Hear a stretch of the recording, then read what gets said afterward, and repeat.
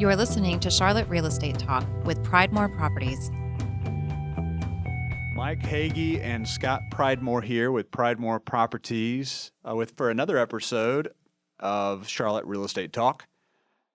Today, Mike and I are going to talk a little bit about interest rates, where they are currently, as well as the market and where we expect the market to be after interest rates going into, after interest rates slowly increase, as we feel that it's inevitable that rates will increase as we get into 2018. Banks are going to want to start to make money again. Being that the economy is healthy, I think that's where we're headed, Mike. On the national level, I know you've done some research on what is to be expected for 2018 nationally. What are you seeing? What does your research show us?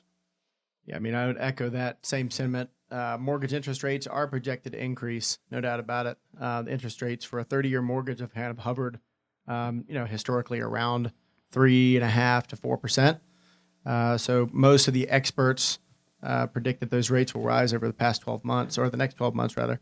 So, it increases your monthly payment.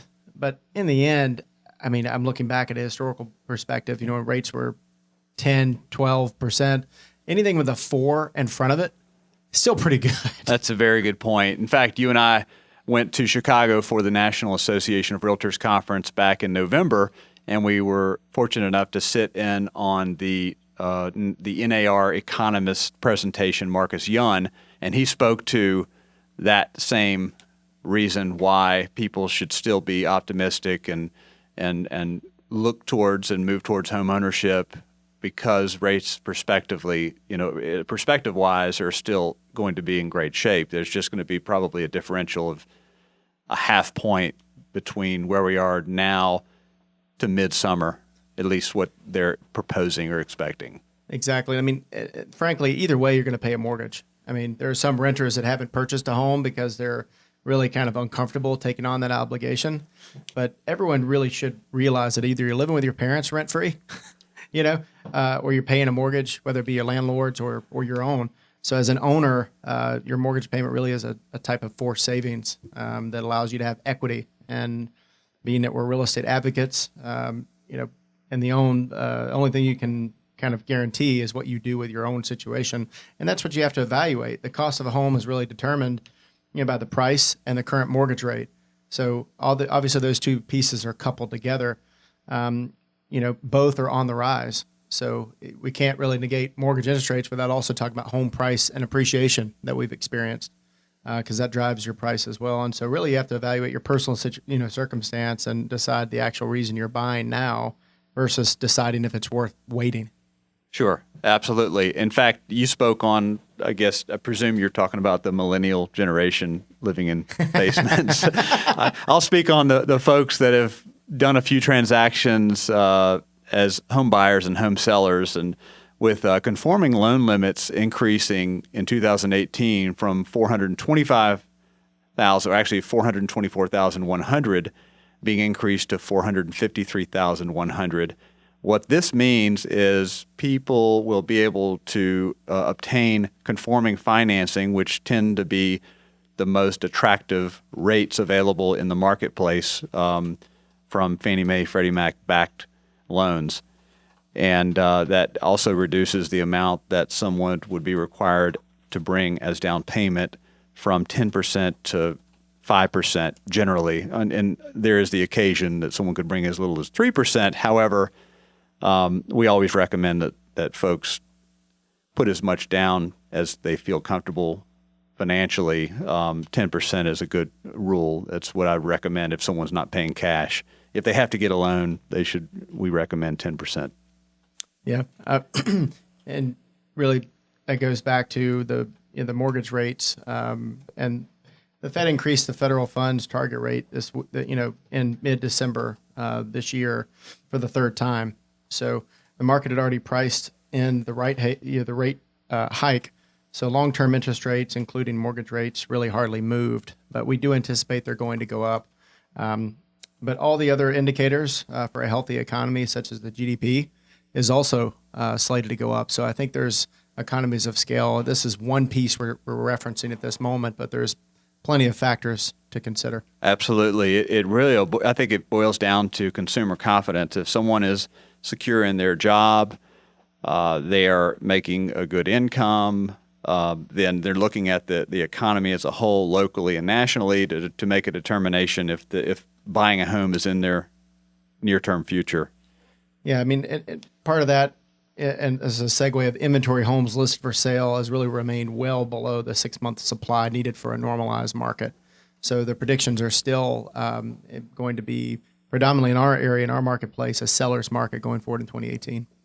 Agreed. So we'll continue to be in a seller's market. I do believe that we'll see a little bit of an opening up of the inventory, not dramatically, but somewhat as we approach spring 2018. More homes will come on the market to accommodate the surplus of buyers that we currently have. As we discussed, we're optimistic that rates will not dramatically increase over the course of 2018, but we do think that they will continue to tick up slightly. That may affect some home buyers. However, given where we are or have been over the course of the past 3 or 4 years in interest rates, the difference from where we are to where we'll be minimal. The bigger factors in play are going to be inventory and pricing. There's no question that certain people are being priced out of the market, but we do believe that there's other opportunities that are coming in with developments. We've talked about those on other podcasts. There will be other opportunities for folks to buy it at all levels of price ranges here in Charlotte. Mike, do you have anything you'd like to add before we close out with respect to interest rates in the market? Yeah, I would ultimately say it's strong that it's going to uptick. I don't think that's it'll be some that'll be priced out of the market, just to echo that sentiment, but others it's not going to affect at all. There's still solid appreciation in our marketplace, and I would just echo that talking with a real estate professional and one of our lender partners will help you, kind of navigate that process. So all the indicators that we are seeing, and that's really what we have to go by, is what we're experiencing now, as well as what economists locally and nationally are suggesting will take place with regard to the national economy, and then we look at statistics for our local economy.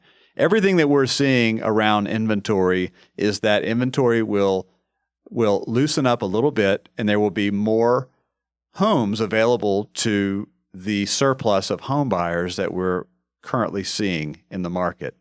As we get into early in 2018, I do look for the new opportunities and new housing to open up for home buyers. And will that help or hurt appreciation? Frankly, appreciation is already strong. We will see, I believe, less appreciation. We'll still see appreciation, but instead of maybe 6.5% in certain areas of Charlotte, I'm just using that as one example. Every area, even locally, has a different rate of appreciation. But let's just say last year was 6%. Maybe we'll see more around 4.5% appreciation for 2018 this time next year, based on what I'm seeing and reading. So as a seller that may be toying with the idea of selling their home in 2018, or maybe they have the option of pushing that to 19 or 20. And if they're going to think about that question to make that decision based on what their return might be for the home, that's certainly important. Mike and I agree that folks should really look at their individual situation and apply that as the number one rule for which they should get into the market or not. Meaning, if they've just outgrown their home or if they're now empty nesters, that's the more important aspect. Certainly, the overlay of where the market is for what they can sell it for is important. But if, there are certain clients that we have that don't have the luxury of waiting because they have to start a job in Chicago or Atlanta or DC through a corporate transfer. Now, those folks, then they're making a lifestyle change based on the benefit of starting a new job in another city. And conversely, there are folks, and many more folks here in Charlotte, that are relocating in, and they don't have the luxury to wait, and they're coming in as new buyers based on their job in relocating to Charlotte. So, in turn, so I partly answered your question around, well, how does that affect buyers? Well, as I mentioned, there's a certain segment that don't have the luxury of making that decision in a casual way. They're forced to through a relocation or a corporate transfer, that is. I mean, the reality is people buy homes 365 days a year. Maybe not on Christmas Day, but but they do purchase and sell for a variety of their own individual reasons. So home pricing is still slated to uptick from what it was this past year in 2018. So I think it's going to be a strong market. Obviously, the majority of homes that are sold are late February until June, July. So we think the bulk of the market will sell during that time, but it's going to be hard to say until we roll into early next year and see what kind of pent up demand from, fourth quarter leading into the first quarter next year. Barring an individual circumstance where you have to make a decision to move. So if you're choosing to move and trying to determine when the best time is, certainly having curb appeal is important. When you walk up to the front door and you see, hey, this is a beautiful home and green space and lots of colorful flowers and whatnot. I mean, that's going to set the tone. But I don't think if it's winter and snow on the ground versus if it's green and lush flowers, I think it really comes down to what's a historical baseline in the community and what are you competing against at the time?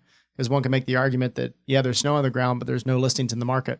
Great point, Mike. That is, absolutely. That is a very analytical way to look at it, because let's face it, how you compare to the market absolutely correlates to what you're able to sell the home for and how quickly it sells. Exactly. Yeah. And so I think you just have to kind of make that judgment call on what's best for you and the right time. Part of the problem is, if there's a lack of inventory, where are you going to move?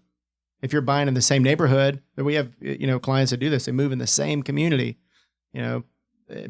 There's lots of communities that are, over 1,000 homes in a market, and some move within the same community. So if there's not any in your segment that you're looking in, where are you going to go? What if your home, and I always ask folks, what if your home sells tomorrow? Put it on the market, where are you going to go? Absolutely. That's a fantastic point. And I do want to touch on this because I've lived this experience with some clients recently where they had no intentions of moving until they learned that a home that had another bedroom and a bonus that they've wanted for a long time in the same community, to your point, Mike, came on the market. They call me and say, you know what, Scott, we've seen this home. We thought, if it ever came on the market, we would be interested. We would be willing to become buyers because that we see our family living in that home, and it does give us some additional space. Where they didn't have the urgency prior to it coming on the market, just because it did, that it was then became, where they can see their family growing into and living long term. So I know you've encountered the same thing where sometimes just the right listing comes up and then they become buyers. Then they decide they're ready to move based on what they've seen or what they feel that they would need after seeing that it came on the market. I would echo that too. A lot of folks want to build and, decide to build a new home. And that brand new community, the smell of, leather in a new car appeals to a lot of folks. The smell of a brand new home appeals to a lot of folks. So, you find a perfect home that's being built from the ground up and they decide to make a decision. And some of the builders are a little more flex on what they offer. So, they'll offer an incentive. And that incentive is what is enticing one to make that decision, and the urgency. And the quick, ready move-in homes, as they call it, there's only so many at a given time. So either they wait and build, or they find what they're looking for in that moment and decide it works for them. Then the question is, how do you structure that? Do you do a raw contingency, like meaning your home is on the market, you have a buyer, you're under contract, and you have a set closing date, or how do you reverse engineer that, where you go ahead, buy the property? That's what a lot of clients of ours do. They move in the property, then they stage, the home they're living in, and then sell it. So it's not just a vacant home, and they can, get a little top dollar for that circumstance. So I think it depends. Yeah, absolutely. It certainly depends on our client's situation and what they're trying to achieve. So with that, we would like to thank you for joining us on this podcast today. Mike Hege, Scott Pridemore with Pridemore Properties for another episode of Charlotte Real Estate Talk. Listen, download our podcast, or find out more about Charlotte Real Estate at pridemoreproperties.com.